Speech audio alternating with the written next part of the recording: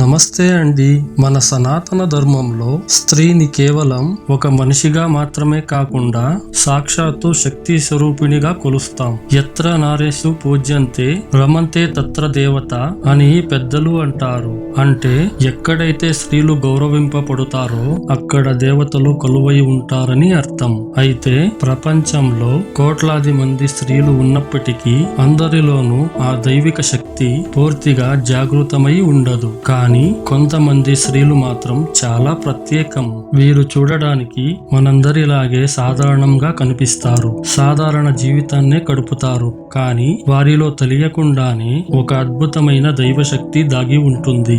ఈ రోజు ఈ వీడియోలో మన సాముద్రిక శాస్త్రం మరియు యోగ శాస్త్రం ప్రకారం వీడియో చాలా ఇంట్రెస్టింగ్ గా ఉంటుంది. చివరి వరకు చూడండి. వీడియోకి ఒక లైక్ ఇచ్చి మన ఛానల్ ను సబ్స్క్రైబ్ చేసుకోండి. దైవిక శక్తి స్త్రీలలో మాత్రమే కనిపించే 12 రహస్య లక్షణాలను మనము తెలుసుకోబోతున్నాం. ఇందులో 10వ లక్షణం చాలా అరుదైనది. అది ఉన్నవారు నిజంగా అదృష్టవంతులు. ఈ 12 లక్షణాల్లో ఏ ఒక్కటి మీలో ఉన్నా లేదా మీ ఇంట్లో ఉన్న స్త్రీలలో ఉన్నా వారిని సాధారణ మనుషులుగా చూడకండి. వారు సాక్షాత్తు లక్ష్మీ స్వరూపం. మరి ఆ లక్షణాలు ఏంటో, అవి ఎందుకుంటాయో వివరంగా తెలుసుకుందాం. వీడియోను చివరి వరకు చూడండి. ఎందుకంటే సగం జ్ఞానం ఎప్పుడూ ప్రమాదకరమే. లక్షణం 1, బ్రహ్మీ ముహూర్తంతో బంధం. సాధారణంగా మనలో చాలా మందికి ఉదయం లేవాలంటే అలారం కావాలి లేదా ఎవరైనా లేపాలి. కానీ దైవిక హంస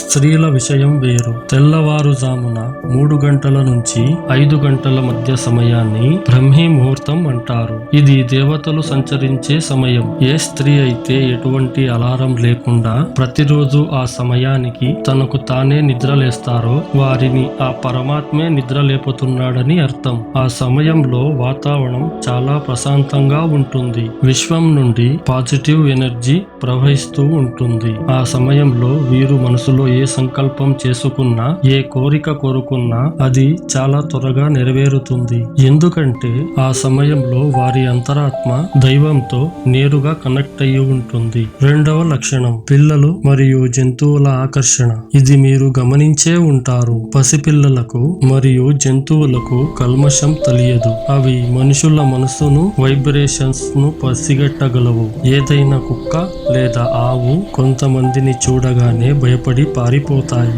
లేదా అరుస్తాయి. కానీ దైవిక శక్తులు ఉన్న స్త్రీల దగ్గరకు మాత్రం అవి తోక ఊపుకుంటూ చాలా ప్రేమగా దగ్గరికి వస్తాయి. అలాగే ఏడుస్తున్న పసిబిడ్డను ఈ స్త్రీలు ఎత్తుకోగానే, వారి స్పర్శ తగలగానే ఆ బిడ్డ ఏడ్పును ఆపేసి నవ్వడం మొదలు పెడుతుంది. దీనికి కారణం ఆ స్త్రీలలో ఉండే సాత్విక గుణం మరియు వారి శరీరం నుండి వచ్చే ప్రశాంతమైన తరంగాలు. ఆ మూగ జీవాలకు మరియు పసిపిల్లలకు వీరి దగ్గర ఏదో తెలియని రక్షణ దొరుకుతుంది. 3వ లక్షణం చేతి రుచి. అన్నపూర్ణ వరప్రసాదం. అద్భుతమైన చేతి రుచి. మన ఇళ్లలో అమ్మమ్మలు, నానమ్మలు లేదా అమ్మలు వంట చేస్తే అందులో వాళ్ళు పెద్దగా మసాలాలు వేయరు. చాలా తక్కువ పదార్థాలతో వంట చేస్తారు. అయినా సరే ఆ వంట తింటే అమృతంలా అనిపిస్తుంది. కడుపు నిండటమే కాదు, మనసు కూడా తృప్తి చెందుతుంది. ఏ స్త్రీ చేతిలో అయితే అన్నపూర్ణాదేవి అనుగ్రహం ఉంటుందో వారి చేతి వంటకు అంతటి శక్తి ఉంటుంది. వారు వంట చేస్తున్నప్పుడు కేవలం పదార్థాలు మాత్రమే కాదు, వారి ప్రేమను, సహానుకూల ఆలోచనలు కూడా ఆ ఆహారంలో కలుపుతారు. అందుకే ఆ భోజనం తిన్న వారి మనసులో కోపతాపాలు తగ్గి శాంతంగా మారుతారు. ఇది ఆ స్త్రీ గొప్పతనం కాదు, అది ఆమెలో ఉన్న దైవిక శక్తి మహిమ. 4వ లక్షణం ముందస్తు సూచనలు. దైవిక శక్తి ఉన్న స్త్రీలకు భవిష్యత్తులో జరగబోయే మంచి చెడులు ముందే తెలిసిపోతుంటాయి. వీరికి వచ్చే కలలు తరచుగా నిజమవుతూ ఉంటాయి. కొన్నిసార్లు ఇంట్లో భర్త గాని పిల్లలు గాని బయటకు వెళ్తుంటే వద్దు, ఇప్పుడు వెళ్ళొద్దు, నాకు ఏదో కీడు శంకిస్తూ ఉంది అని ఆపుతూ ఉంటారు. మనం అదేదో చాదస్తం అని అనుకుంటాం. కానీ వారిలో ఉన్న అంతర్దృష్టి, వారి కుటుంబానికి ఏదైనా ఆపద రాబోతూ ఉంటే ప్రకృతి వారికి ముందుగానే హెచ్చరికలు పంపిస్తుంది. వారి మాటకు విలువ ఇవ్వడం వల్ల ఎన్నో ప్రమాదాల నుండి బయటపడవచ్చు. 5వ లక్షణం చెట్లు ముక్కలతో అనుబంధం. మీరు ఎప్పుడైనా గమనించారా? కొంతమంది చేత్తో ముక్క నాటితే చాలు ఎండిపోయిన పుల్ల కూడా చిగురిస్తుంది. దైవికాంశ ఉన్న స్త్రీలు పెంచే తులసి ముక్క కాని పూల ముక్కలు కాని ఎప్పుడూ పచ్చగా కళకళలాడుతూ ఉంటాయి. వీరు ముక్కలను తమ పిల్లలలా చూసుకుంటారు. వీరిలో ఉండే అధికమైన ప్రాణశక్తి ఆ ముక్కలకు జీవం పోస్తుంది. ప్రకృతి మాత వీరిపై ఎప్పుడూ ప్రసన్నంగా ఉంటుంది కాబట్టి వీరి చుట్టూ ఉన్న వాతావరణం ఎప్పుడూ ఆహ్లాదకరంగా ఉంటుంది. 6వ లక్షణం నయం చేసే స్పర్శ.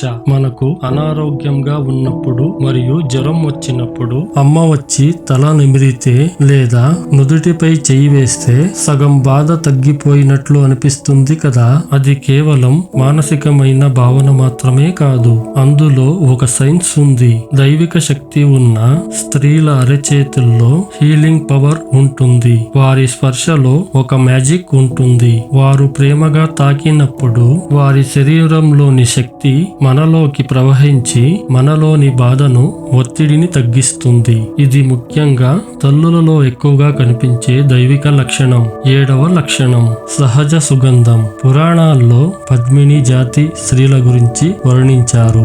దైవిక శక్తి ఉన్న స్త్రీలు ఖరీదైన సెంటులు, పర్ఫ్యూమ్స్ వాడకపోయినా వారి శరీరం నుండి ఒక రకమైన సహజమైన సౌమ్యమైన వాసన వస్తుంది. గంధపు వాసన ఉన్నట్లుగాను లేదా విభూది వాసనలాను ఉంటుంది. ఎవరైతే మానసికంగా పవిత్రంగా ఉంటారో, ఎవరి ఆలోచనల్లో కల్మషం ఉండదో వారి శరీరం నుండి దుర్వాసన కాకుండా ఒక పాజిటివ్ సుగంధం వెలువడుతుందని శాస్త్రం చెబుతుంది. ఇది వారిలో ఉన్న సకారాత్మక శక్తికి నిదర్శనం. 8వ లక్షణం చాలా జాగ్రత్తగా ఉండాల్సిన లక్షణం వాక్ సిద్ధి.